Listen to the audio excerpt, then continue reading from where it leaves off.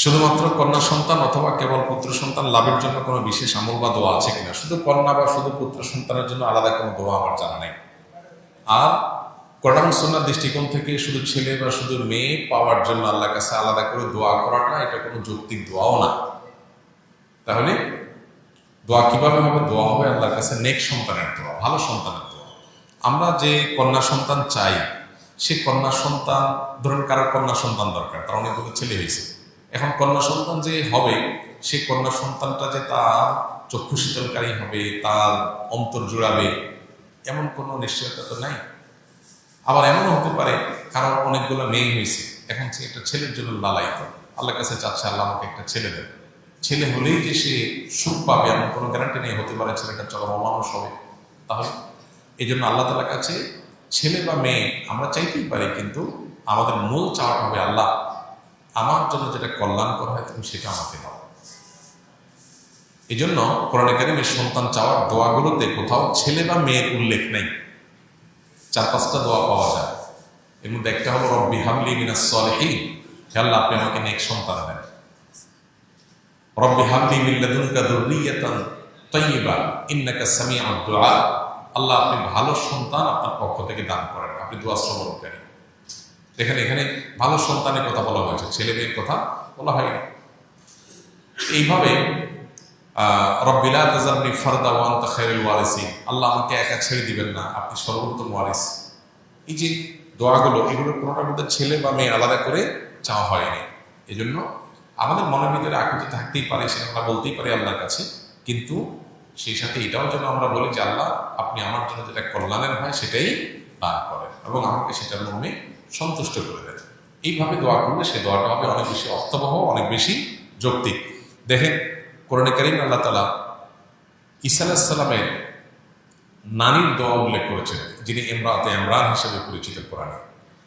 তিনি আল্লাহর কাছে দোয়া করেছেন, দোয়া করে বলেছেন রব্বি ইন্নী নাযারতু লাকা মা ফি বাতনি, আল্লাহ আমার গর্ভে যে সন্তান আছে এটাকে আমি মান্নত করলাম। কিসের জন্য মান্নত করলাম? আপনার ঘরের খেদমত করবে বাইতুল মাকদিসের। তো বাইতুল মাকদিসের খেদমত করার জন্য কি ছেলে দরকার না মেয়ে দরকার? ছেলে দরকার। মেয়ে মানুষ কিভাবে মসজিদ খেদমত করবে? তো তিনি যে নিজের গর্ভের সন্তানরে মানত করছেন মসজিদে দিবেন, এর মাধ্যমে তিনি মূলত আল্লাহর কাছে ছেলে সন্তানের দোয়াই করেছেন। কিন্তু আল্লাহ তাআলা তার গর্ভে দিলেন মারিয়ামকে। গর্ভের সন্তান প্রসব করার পর, তখন তার আল্ট্রাসাউন্ড ছিল না যে 4 মাস আগে 6 মাস আগে জানতে পারছে, সন্তান প্রসব করার পরে দেখলো মেয়ে, তখন তিনি আল্লাহর কাছে বললেন, কি বললেন?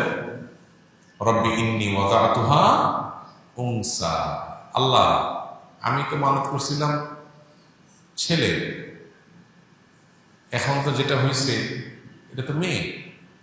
তো আল্লাহ বললেন ওয়ালাইসা যাকারু কাল উনসা, তুমি যে ছেলে চেয়েছ, আমি যে মেয়ে দিছি তোমার সেই ছেলে আমার এই মেয়ের সমান না। আমি যে মেয়ে দিছি এটা তোমার যে ছেলে চাইছে ওটার চেয়ে অনেক উত্তম। তিনি যে ছেলে চাইছেন সে না হলে মসজিদে আকসার খেদমতি করতো, তো মসজিদে আকসার খেদমত তো কত মানুষের পৃথিবীতে করছে, কিন্তু এমন এক মেয়ে আল্লাহ দিছে যে যার গর্ভে ঈসা আলাইহিস সালাম নবীর জন্ম হয়েছে। তাহলে যা চেয়েছেন তার চাইতে ভালো হয়েছে না খারাপ হয়েছে? বহুগুণ বেশি ভালো হয়েছে। এই জন্য আল্লাহ তাআলার কাছে নেক সন্তান তামান্না করতে হয়। যাদের ছেলে হয় না, সব মেয়ে হয়, তারা মনে করে একটা ছেলে হলে বোধহয় মনের দুঃখটা শেষ হতো। যদি ছেলেটা অমানুষ হয় আর নাকে রশি দিয়ে ঘোরানোর মতো পরিস্থিতি হয়, তখন যা বুঝে যে হায় হায় এটা হওয়ার চাইতে তো না হয় ভালো ছিল। এই জন্য এই বিষয়গুলোকে আল্লাহর উপরে ন্যস্ত করাটাই হলো বুদ্ধিমানের কাজ। এটাকে অনেকে সুন্নাহ মনে করেন, এটা মূলত সুন্নাহ বলা যায় না। এবং একটা রেওয়ায়েত পাওয়া যায়, কিন্তু সে রেওয়ায়েতটার সনদ বিশুদ্ধতার মানদণ্ডে উত্তীর্ণ নয়। ফলে হাতে হাতে খেজুর দিয়ে দিলে সেটা ভালো। যদি মানুষ অল্প থাকে, একটু ছিটিয়ে দিলে সবাই একটু আনন্দ পায়, তাহলে সেক্ষেত্রে এটা পার্ট অফ আনন্দ হতে পারে। বাকি এটাকে সুন্নাহ বলার মতো পর্যায়ে এরকম এটা না। বিশেষ করে অনেক সময় অনেক জায়গায় দেখা যায়, বেশিরভাগ বিয়ে শাদী যেতে মসজিদেই হয়, আগ্দ সম্পন্ন হওয়ার পর অনেক বেশি মানুষ থাকলে সেখানে খেজুর ছিটি করতে গেলে দেখা যায় অসুন্দর পরিবেশ তৈরি হয়। মসজিদের মর্যাদা নষ্ট হওয়ার মতো একটা পরিবেশ তৈরি হয়। এরকম পরিস্থিতি তৈরি হলে হাতে হাতে প্রয়োজনে দিয়ে দিবি। সেটা দিতে হবে নট নেসেসারি, সেটা দিতে হবে, সেটা দিলেই সুন্নত আদায় হবে, না দিলে সুন্নত তরক হবে, সেরকম না। আস-সুন্নাহ ফাউন্ডেশন, উম্মার স্বার্থে সুন্নাহর সাথে।